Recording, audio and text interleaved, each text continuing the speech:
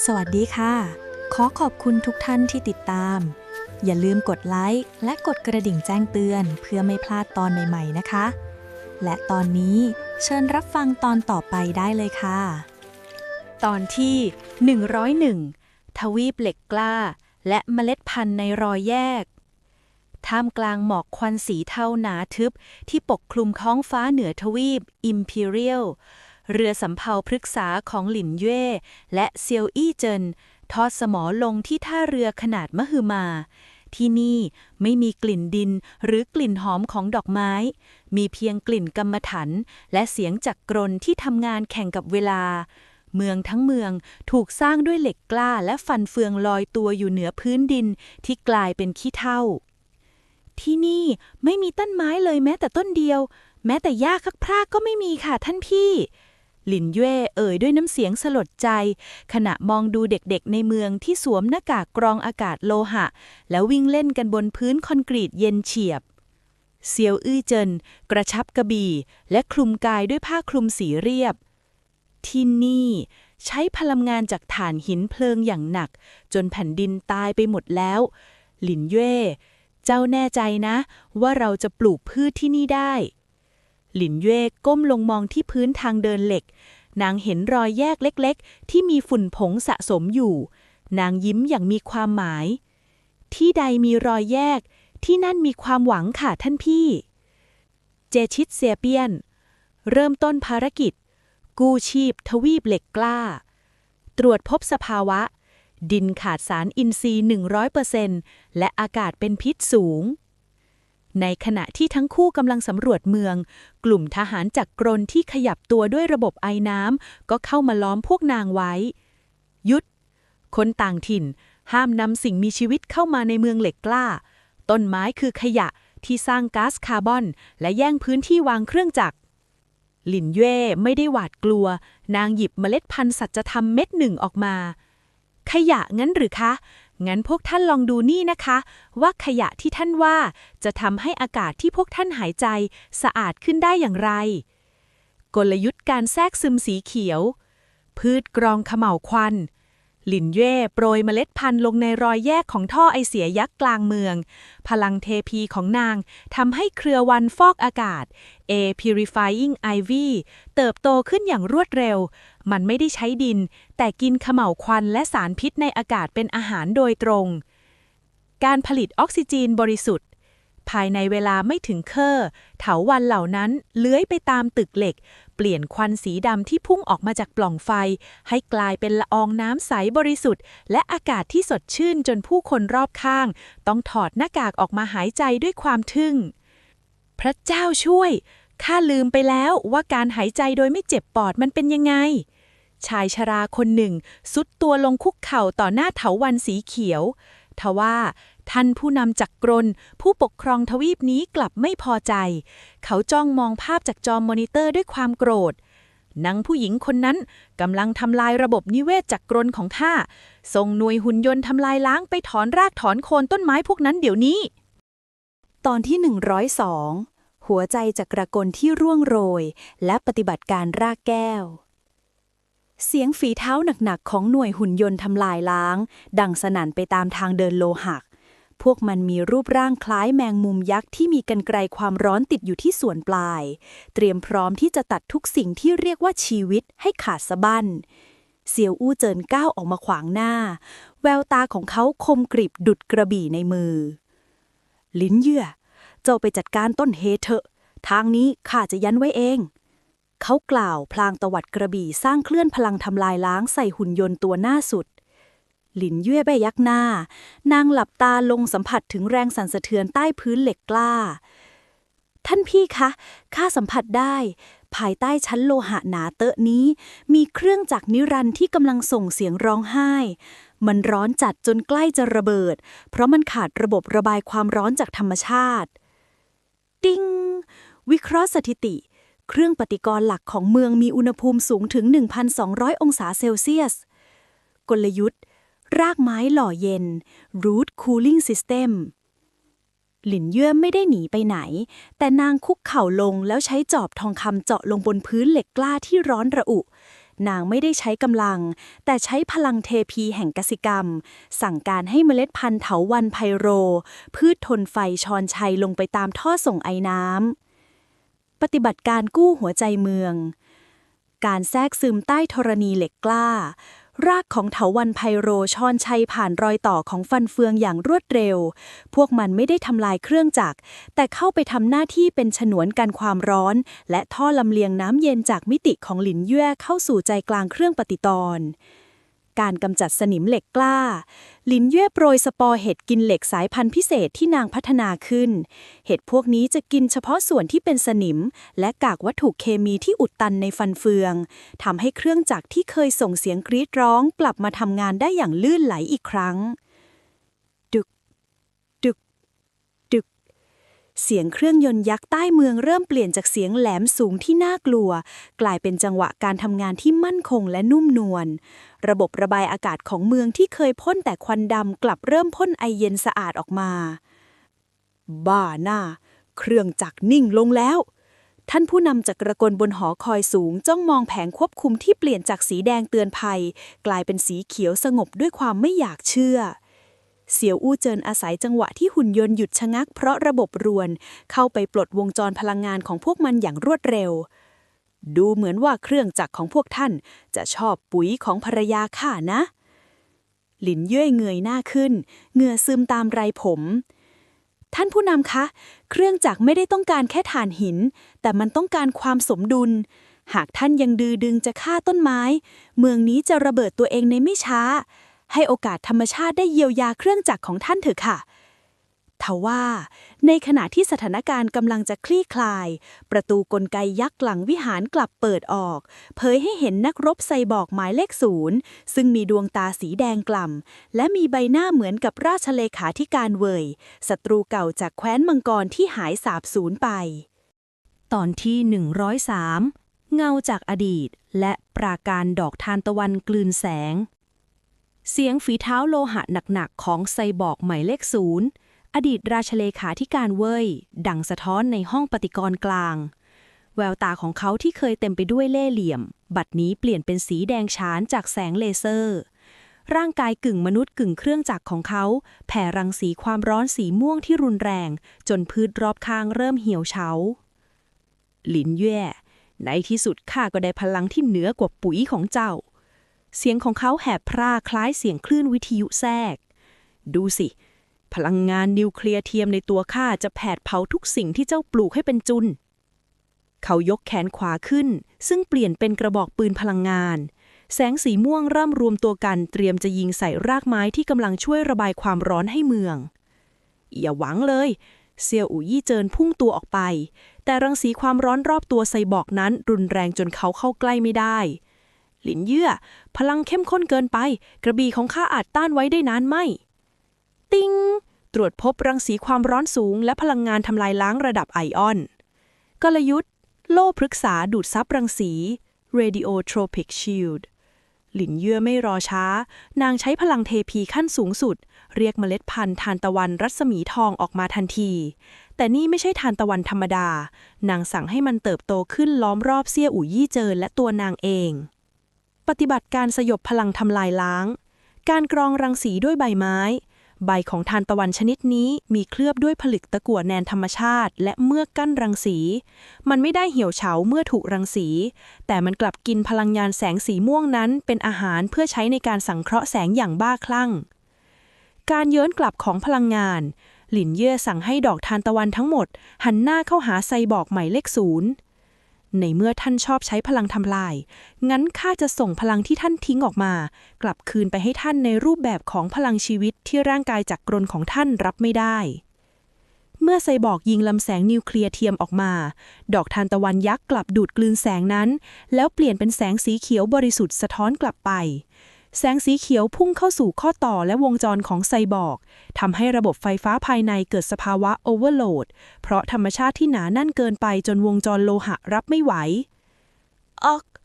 ระบบรวนตรวจพบพลังงานอินทรีย์แทรกซึมปฏิเสธการเข้าถึงไซบอร์กหมายเลข0ซุดลงกับพื้นร่างกายสั่นกระตุกหลินเย่เดินเข้าไปใกล้ นางไม่ได้ใช้จอบฟันแต่ใช้รากไม้นั้นค้างพันธนาการร่างกายกลไกนั้นไว้ท่านเว่ยพลังที่ไม่ได้มาจากใจจริงมันก็แค่ขยะที่รอวันพังค่ะข้าจะช่วยปลดปล่อยท่านจากเครื่องจักรนี้เองนางใช้พลังเทพีล้างโปรแกรมสังหารในสมองกลนของเขาช้าๆจนแสงสีแดงในดวงตาดับวูบลงและเปลี่ยนเป็นสีขาวสงบในวินาทีนั้นเองจินจินที่แอบมุดเข้าไปในห้องควบคุมกลับส่งเสียงร้องเรียกด้วยความตกใจหลินเย่ดูที่มอนิเตอร์สิ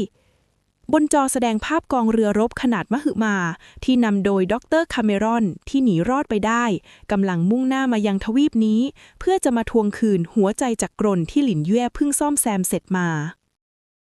ตอนที่ 104 ปราการพฤกษาใต้สมุทรและสงครามเขียวเหนือน่านน้ำ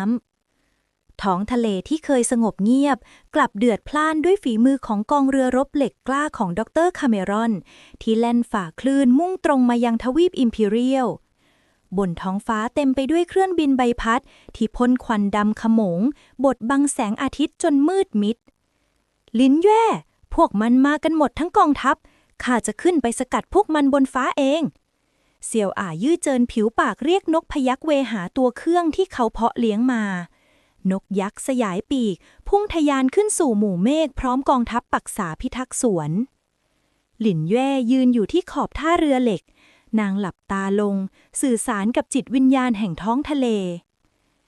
ในโลกเก่าข้าอาจจะสร้างเขื่อนด้วยคอนกรีตแต่ในโลกนี้ข้าจะสร้างเขื่อนด้วยชีวิต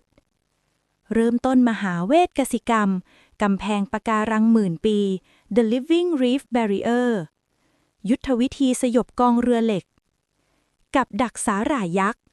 หลินเย่โปรยเมล็ดพันธุ์สาหร่ายพันเกลียวลงสู่ทะเล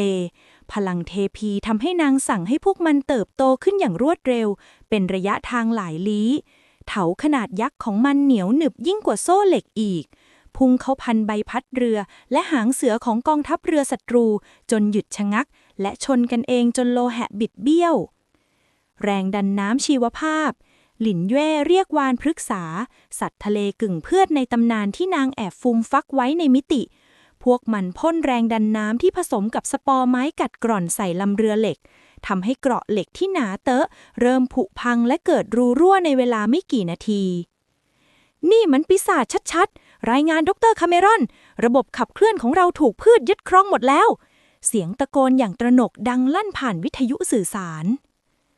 บนท้องฟ้าเซียวยุ่ยเจินนำทัพปักษาพ่นเมล็ดระเบิดหนามใส่เครื่องบินศัตรู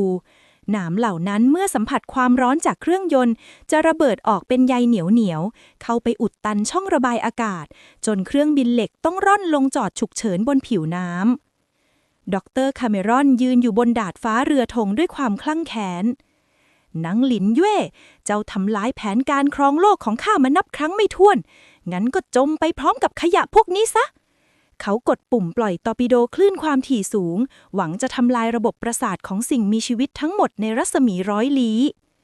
หลินเย่สัมผัสได้ถึงคลื่นทำลายล้างที่กำลังพุ่งมาใต้พฤกษานางไม่ได้หนีแต่นางกระโดดลงสู่ทะเลแล้วใช้พลังเทพีสร้างเกราะฟองอากาศพฤกษาห่อหุ้มสิ่งมีชีวิตใต้น้ำทั้งหมดไว้เทคโนโลยีของท่านใช้เพื่อทำลายแต่พลังของข้าใช้เพื่อปกป้องหลินเย่ตะโกนก้องใต้น้ำพลังงานสีเขียวมหาศาลระเบิดออกสวนกลับเคลื่อนความถี่สูงจนเรือธงของดร.คาเมรอนเกิดไฟฟ้าลัดวงจรและระเบิดออกจากภายในกองเรือที่ยิ่งใหญ่กลับกลายเป็นเพียงซากเหล็กที่ค่อยๆถูกสาหร่ายยักษ์ลากลงสู่ก้นบึ้งเพื่อกลายเป็นอาณาจักรปะการังแห่งใหม่ตอนที่ 105 เส้นขอบฟ้าที่ศูนย์และรอยแยกของกาลเวลาท่ามกลางซากปรักพังของกองเรือที่กำลังถูกสาหร่ายสีเขียวกลืนกินจินวิ่งคาบซองจดหมายสีขาวสะอาดตามาให้หลินเย่ยซองนั้นทำจากกระดาษเกรดพรีเมียมแบบที่ใช้ในสำนักงานวิจัยโลกเก่าไม่ใช่กระดาษคอยหรือใยบัวของที่นี่หลินเย่ยเปิดอ่านด้วยมือที่สั่นเทาข้อความสั้นๆเขียนไว้ว่า I'm waiting for you at Horizon Zero. The clock is ticking, Yue. ฉันรอคุณอยู่ที่เส้นขอบฟ้าที่ศูนย์เวลาเหลือน้อยลงแล้วนะยูเอ Horizon Zero นั่นมันชื่อโปรเจกต์ลับสุดยอดที่ข้าเคยทำก่อนจะเกิดระเบิดนี่คะหลินเย่พึมพำใบหน้าซีดเผือด เซียวอูยี่เจินเดินเข้ามาประคองเย่ใครคือคนที่เรียกชื่อเจ้าแบบนั้นและที่นั่นมันอยู่ที่ไหนมันไม่ใช่สถานที่บนแผนที่ธรรมดาค่ะท่านที่แต่มันคือจุดที่พลังงานมิติเข้มข้นที่สุดซึ่งอยู่ในทวีปสุดท้ายทวีปอาร์กติกาสีเงินดินแดนที่ไม่มีวันละลายและไม่มีมนุษย์คนไหนเคยไปถึงติ้งวิเคราะห์พิกัดทวีปอาร์กติกาสีเงิน This Silver Arctica คำเตือนอุณหภูมิเฉลี่ย-80 องศาเซลเซียสระบบมิติอาจขัดข้องเนื่องจากความเย็นจัดหลินเย่รู้ดีว่านี่คือกับดักแต่เป็นกับดักที่นางต้องเดินเข้าไปเพื่อปิดบัญชีหนี้แค้นและหาทางกลับไปแก้ไขอดีตหรือปกป้องอนาคต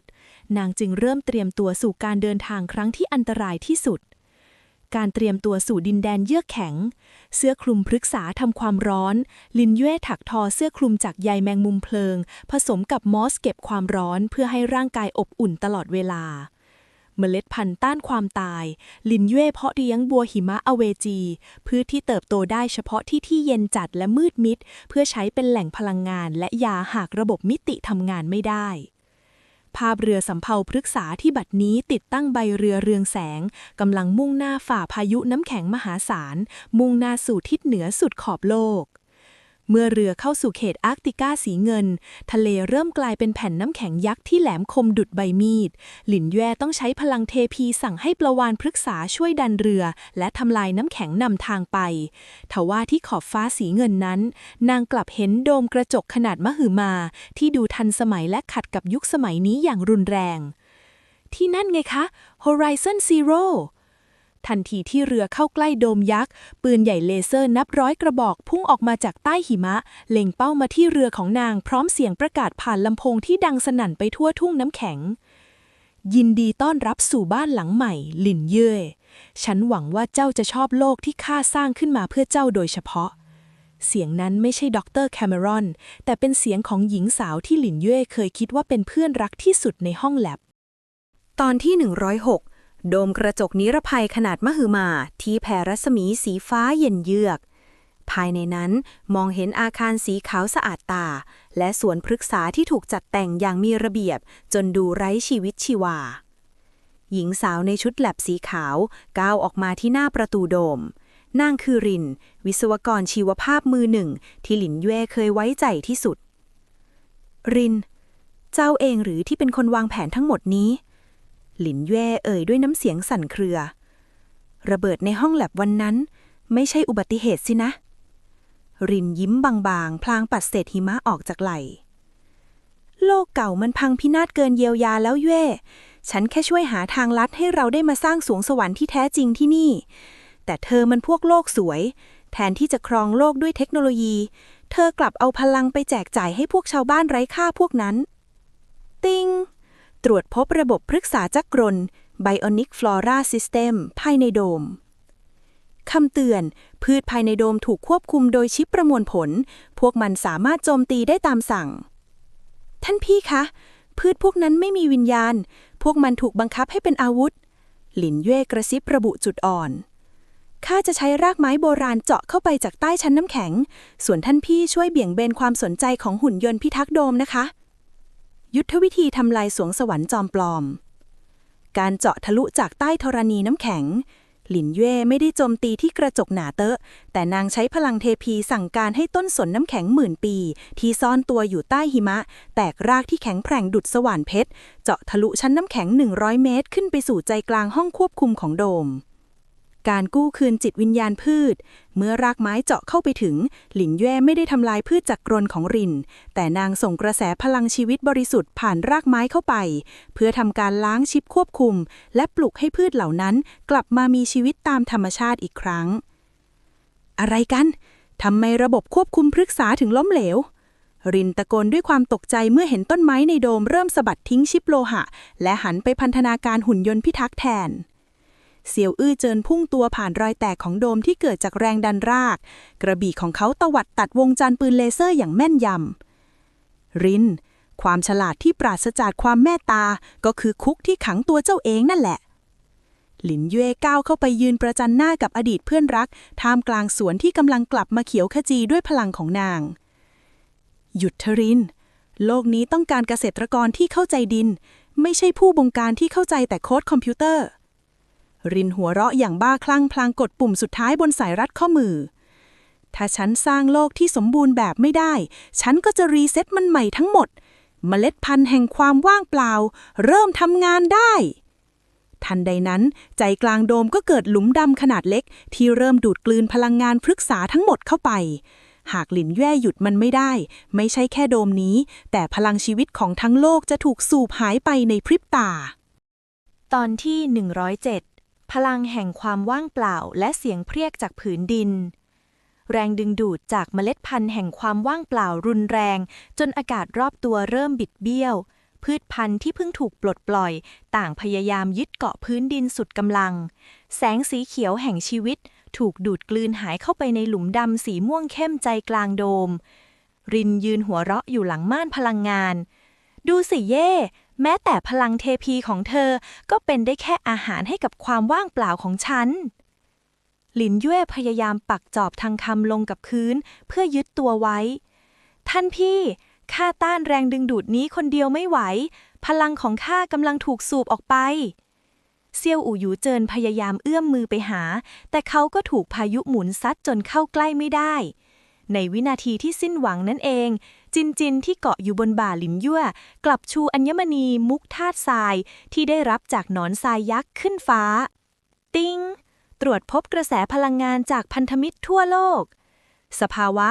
เครือข่ายรากไม้โลกกำลังตอบสนองการร้องขอ มหาวันรวมพลังกสิกรรม เสียงสะท้อนจากทุกทวีปแม้จะอยู่ไกลสุดขอบฟ้าแต่รากไม้ที่หลินแย่เคยปลูกไว้ในแคว้นมังกรปราสาทพฤกษาทะเลทรายและทวีปอิมพีเรียลต่างสั่นสะเทือนพร้อมกัน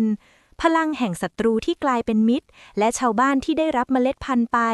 ต่างพากันส่งจิตอธิษฐานและพลังชีวิตกลับมาตามเส้นใยรากไม้ใต้ดินข่ายใยพิทักษ์โลกพลังงานมหาศาลจากทั่วทุกมุมโลกไหลมารวมกันที่จุดศูนย์กลางคือตัวหลินยั่วทำให้นางกลายเป็นแกนกลางสีเขียวที่สว่างยิ่งกว่าดวงอาทิตย์พลังนี้ไม่ได้ถูกดูดกลืนแต่กลับเติมเต็มความว่างเปล่าจนหลุมดำเริ่มปริแตกเพราะรับพลังชีวิตที่ล้นทะลักไม่ได้เป็นไปไม่ได้พลังจากพวกมดปลวกพวกนั้นน่ะเหรอจะชนะเทคโนโลยีของฉันรินกรีดร้องด้วยความไม่อยากเชื่อลินย่วยรวบรวมพลังทั้งหมดแล้วพุ่งสมาธิไปที่เมล็ดพันธุ์แห่งสัจธรรมในมือรินความว่างเปล่าชนะไม่ได้เพราะโลกนี้ไม่ได้มีแค่ฉันแต่มันมีเราทุกคนที่ช่วยกันปลูกมันขึ้นมาลินย่วยคว้างเมล็ดพันธุ์แห่งสัจธรรมเข้าไปในใจกลางหลุมดำเมล็ดพันธุ์นั้นไม่ได้ถูกย่อยสลายแต่มันกลับแตกหน่อและเติบโตขึ้นภายในหลุมดำนั่นเองรากสีทองของมันชอนชัยไปปิดรอยแยกแห่งมิติและเปลี่ยนแรงดึงดูดที่ทำลายล้างให้กลายเป็นแรงผลักแห่งการสร้างสรรค์เปรี้ยงโดมกระจกระเบิดออกเป็นเสียงพลังงานสีรุ้งกระจายไปทั่วทวีปอาร์กติกาอีเงินซินเนเธอร์แลนด์ทำให้น้ำแข็งที่เคยหนาวเหน็บเริ่มละลายและมีดอกไม้เมืองหนาวผลิบานขึ้นมาแทนที่รินกระเด็นไปกระแทกกับผนังกลไกและสลบสลายไปพร้อมกับแผนการที่พังทลายหลินเย่ซุดลงในอ้อมกอดของเซียวอู่หยูเจินกำไลมิติบนข้อมือแตกร้าวและค่อยๆสลายกลายเป็นผุยผงท่านพี่ระบบมิติหายไปแล้วความรู้จากโลกเก่าของข้าหายไปหมดแล้วจริงๆค่ะเซียวอู่หยูเจิมประคองใบหน้านางขึ้นมาแต่นั่นไงเย่ดูผลงานของเจ้าสิเขามองไปรอบๆทุ่งน้ำแข็งที่บัดนี้กลายเป็นทุ่งดอกไม้สีเงินงดงามที่สุดเท่าที่เคยเห็นมาหลินย่วยไม่ได้เป็นเทพีที่มีระบบช่วยอีกต่อไปแต่นางได้กลายเป็นส่วนหนึ่งของธรรมชาติอย่างสมบูรณ์แล้วตอนที่ 108 คืนสู่สามัญและบทพิสูจน์ของเกษตรกรตัวจริงบนเส้นทางขากลับที่ตัดผ่านหุบเขาเมฆหมอกเรือสำเภาพฤกษาที่เคยขับเคลื่อนด้วยพลังงานมิติบัดนี้กลายเป็นเพียงเรือไม้ธรรมดาที่ต้องอาศัยแรงลมและกระแสน้ำลิมเยื่อนนั่งอยู่บนดาดฟ้าเรือในมือนางถือเพียงจอบเหล็กเก่าๆและถุงเมล็ดพันธุ์ผักกาดที่เก็บเกี่ยวด้วยมือเยือดเจ้าโอเคไหมเสี่ยวอู้เจินถามพลางวางมือบนไหล่นางเขาเป็นห่วงเพราะรู้ว่านางสูญเสียกำไลที่เปรียบเสมือนอวัยวะที่5ไปลินเยื่อนยิ้มพลางสูดอากาศบริสุทธิ์ ข้าไม่เคยรู้สึกตัวเบาขนาดนี้มาก่อนเลยค่ะท่านพี่ ไม่มีเสียงติ้งจากระบบ ไม่มีตัวเลขเป้าหมาย มีเพียงข้าดินและเมล็ดพันธุ์ นี่แหละคือสิ่งที่เกษตรกรควรจะเป็นทว่าความสงบก็ถูกขัดจังหวะ เมื่อกลุ่มเรือเร็วของจอมโจรพันหน้าพุ่งเข้าล้อมเรือของพวกนาง กลุ่มโจรเหล่านี้ซุ่มดูสถานการณ์มานาน และรู้ว่ารัศมีเทพีของหลินเยื่อนจางหายไปแล้ว พวกมันต้องการชิงตำราเมล็ดพันธุ์และตัวนางไปเรียกค่าไถ่จากทางการ ส่งตัวนางมาซะ ข้ารู้ว่าตอนนี้พืชของเจ้าไม่มีอาคมแล้ว เจ้ามันก็แค่ย้ายผู้หญิงปลูกผักธรรมดา หัวหน้าโจรตะโกนก้อง วิธีการสู้แบบไร้ระบบ การใช้ชัยภูมิธรรมชาติหลินเยี่ยนไม่ได้ไร้เวทแต่นางสังเกตทิศทางลมและลักษณะของเกาะนกกระจิบที่อยู่ข้างหน้านางบอกให้คนขับเรือหักหลบเข้าหาดทรายที่มีโคลนดูดธรรมชาติซ่อนอยู่ซึ่งนางจำพิกัดได้จากประสบการณ์เดินเรืออาวุธจากก้นครัวเมื่อพกโจรบุกขึ้นเรือหลินเยี่ยนไม่ได้เรียกเถาวัลย์ยักษ์แต่นางใช้ผงพริกแห้งผสมปูนขาวที่ทำไว้สำหรับไล่แมลงสาดเข้าตาพวกมันความแสบร้อนจากพริกสายพันธุ์มังกรที่นางเคยปรับปรุงพันธุ์ไว้ทำให้โจรนับ10 คนล้มระเนระนาดข้าอาจไม่มีเวทมนต์แต่ข้ามีไหวพริบค่ะหลินเยื่อนตะโกนพลางใช้ไม้พายฟาดเข้าที่ข้อพับของโจรที่พยายามจะคว้าตัวนางเสี่ยวอู้เจินที่กำลังรับศึกหนักเห็นหลินเยื่อนสู้ด้วยมือเปล่าอย่างเข้มแข็งเขาก็ยิ้มออกมาดาบของเขาตวัดพัดพาพวกโจรตกน้ำไปทีละคนทว่าสิ่งที่ทำให้พวกโจรต้องขวัญหนีดีฝอจริงๆไม่ใช่ดาบของเสี่ยวอู้เจินแต่คือการปรากฏตัวของฝูงนกพยัคฆ์เวหาและหมาป่าพฤกษานับร้อยตัวที่วิ่งขนาบข้างฝั่งน้ำสัตว์เหล่านี้ไม่ได้ถูกเรียกด้วยอาคมแต่มันตามมาเพราะความผูกพันและกลิ่นอายแห่งความเมตตาที่หลินเยื่อนเคยช่วยเหลือพวกมันไว้สัตว์ป่าทั่วหุบเขาพร้อมใจกันเข้าปกป้องผู้มีพระคุณของพวกมันหนีเร็วนางไม่ใช่คนธรรมดาป่าทั้งป่ากำลังช่วยนางอยู่พวกโจรทิ้งอาวุธแล้วว่ายน้ำหนีไปอย่างไม่คิดชีวิตหลินเยี่ยนมองดูสัตว์ป่าที่ค่อยๆแยกย้ายกันไปนางน้ำตาคลอด้วยความซาบซึ้งเห็นไหมคะท่านพี่พลังที่แท้จริงไม่ได้อยู่ในกำไลแต่มันอยู่ในใจของเพื่อนร่วมโลกต่างหากค่ะตอนที่109สงครามโฉนดและวิถีแห่งสหกรณ์พฤกษาเมื่อเรือเทียบท่าปราสาทพฤกษาแทนที่จะพบกับความสงบสุขหลินเย่กลับพบชาวบ้านยืนรวมตัวกันด้วยสีหน้าเคร่งเครียดหน้าหมู่บ้านมีป้ายปักไว้ว่าที่ดินส่วนบุคคลห้ามบุกรุกโดยมีกลุ่มชายชุดดำคอยยืนคุมเชิงเกิดอะไรขึ้นคะลุงหานหลินเย่รีบเข้าไปถามหัวหน้าหมู่บ้านแม่นางหลินเย่ช่วงที่ท่านไม่อยู่มีเศรษฐีจากเมืองหลวงชื่อนายท่านกู่นำเงินมาล่อใจชาวบ้านที่กำลังลำบากกว้านซื้อโฉนดที่ดินรอบๆไปเกือบหมดแล้วครับเขาบอกว่าจะทำฟาร์มขนาดใหญ่ปลูกพืชเชิงเดี่ยวส่งออกอย่างเดียวและจะใช้ยาฆ่าแมลงเข้มข้นที่ได้มาจากพวกแคว้นอัคคีด้วยลุงหานกล่าวด้วยน้ำเสียงสั่นเครือเซียวหยุเจินขมวดคิ้วที่ดินพวกนี้คือเส้นเลือดใหญ่ของหมู่บ้านถ้าใช้ยาพิษพวกนั้นดินที่เจ้าอุตสาห์บำรุงมาจะพังพินาศหมดหลินเย่มองไปที่นายท่านกู่ที่กำลังนั่งจิบชาอยู่ในศาลาทองคำที่สร้างขึ้นใหม่นางไม่ได้เดินเข้าไปหาเรื่องด้วยกำลังแต่นางเดินเข้าไปพร้อมกับรอยยิ้มและตะกร้าผลไม้รวมที่เพิ่มเก็บมาจากเรือกลยุทธ์การต่อสู้ด้วยพลังเศรษฐศาสตร์สีเขียวการสร้างอำนาจต่อรอง collective power หลินเย่เรียกประชุมชาวบ้านที่ยังไม่ได้ขายที่ดินและชวนคนที่ขายไปมาเป็นสมาชิกของสหกรณ์กสิกรรมพฤกษานางสอนให้ชาวบ้านเข้าใจว่าถ้าเราแยกกันเราคือเหยื่อแต่ถ้าเรารวมกันเราคือตลาดการตลาดนำการผลิตหลินเย่ใช้ไหวพริบวิศวกรเก่าคำนวณต้นทุนนางพิสูจน์ให้ชาวบ้านและนายทุนเห็นว่าการปลูกพืชหลากหลายสายพันธุ์ตามวิถีของนางให้ผลกำไรต่อพื้นที่สูงกว่าพืชเชิงเดี่ยวถึง5 เท่า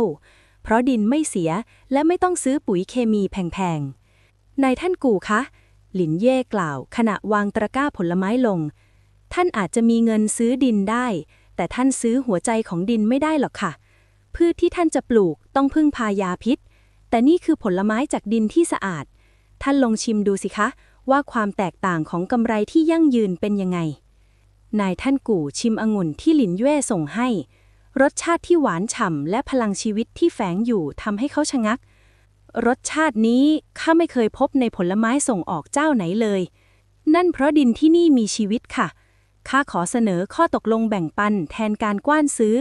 ท่านให้ชาวบ้านเป็นเจ้าของที่ดินตามเดิมแต่สหกรณ์ของข้าจะควบคุมคุณภาพการผลิตและส่งสินค้าให้ท่านไปขายแต่เพียงผู้เดียว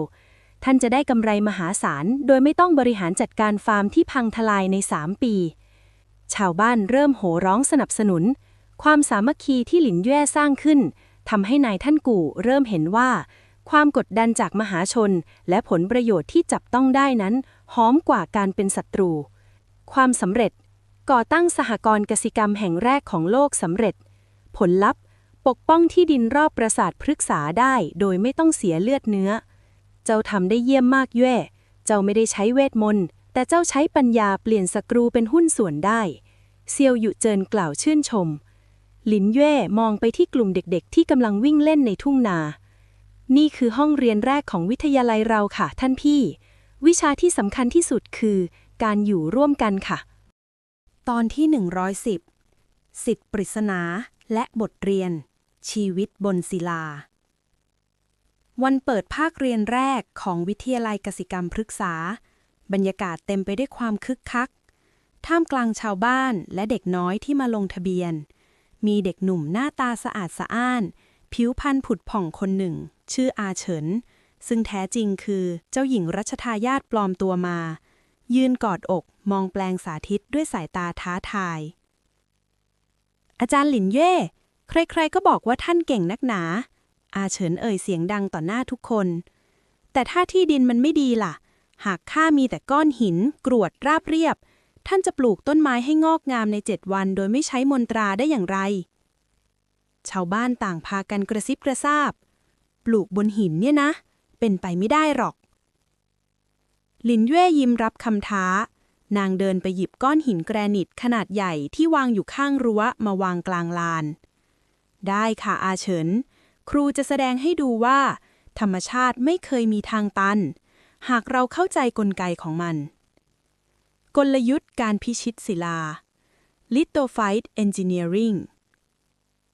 การสร้างชั้นฐานด้วยไลเคนและมอสนางไม่ได้ลงดินทันทีแต่นางใช้ไลเคนซึ่งเป็นสิ่งมีชีวิตที่เกิดจากการรวมตัวของราและสาหร่ายนางอธิบายให้นักเรียนฟังว่าไลเคนสามารถปล่อยกรดอ่อนๆเพื่อย่อยสลายผิวหน้าของหินให้กลายเป็นแร่ธาตุได้การกักเก็บความชื้นด้วยวัสดุเหลือใช้นางนำกากใยมะพร้าวผสมกับเมือกหว่านหางจระเข้มาทาเคลือบบนหินเพื่อสร้างชั้นฟิล์มกักเก็บน้ำเทคนิคฟองน้ำมีชีวิตนางเลือกปลูกพืชจำพวกเฟิร์นหินและพืชอวบน้ำที่รากมีความสามารถในการชอนชัยไปตามรอยแตกเล็กๆของหินได้ดีวันที่3ผิวหน้าหินเริ่มเปลี่ยนสีมอสสีเขียวเริ่มปกคลุมจนหินดูนุ่มนวลวันที่5รากของเฟิร์นเริ่มยึดเกาะแน่นและดอกไม้ป่าดอกเล็กๆเริ่มชูคอขึ้นวันที่7ก้อนหินที่เคยแห้งแล้งบัดนี้กลายเป็นสวนหินย่อส่วนที่เขียวขจีและมีดอกไม้บานสะพรั่งอย่างน่าอัศจรรย์นี่คือพลังของการพึ่งพากันค่ะหลินเย่บอกอาเฉินที่กำลังยืนอึ้งถ้าพวกเจ้ารู้จักการรอคอยและการเกื้อกูลแม้แต่ก้อนหินที่แข็งที่สุดก็ให้กำเนิดชีวิตได้อาเฉินคุกเข่าลงสัมผัสมอสที่นุ่มหยุ่นด้วยความเลื่อมใสข้าแท้แล้วอาจารย์ความรู้ของท่านมันลึกซึ้งกว่าที่ข้าคิดนักความสำเร็จบทเรียนแรกศรัทธาแห่งชีวิตสำเร็จผลลัพธ์ได้ใจนักเรียนทุกคนและความลับของอาเฉินเริ่มถูกเปิดเผยเซียวอยู่เจินเดินเข้ามาหาหลินเย่ระยามเย็นเจ้าสอนได้ดีมากหยวแต่ดูเหมือนศิษย์ที่ชื่ออาเฉินคนนี้จะนำเรื่องวุ่นวายจากวังหลวงมาหาเราเร็วกว่าที่คิดนะนางมองไปที่อาเฉินที่กำลังตั้งใจจดบันทึกถ้าการเรียนรู้คือแสงสว่างข้าก็ไม่กลัวความวุ่นวายหรอกค่ะท่านพี่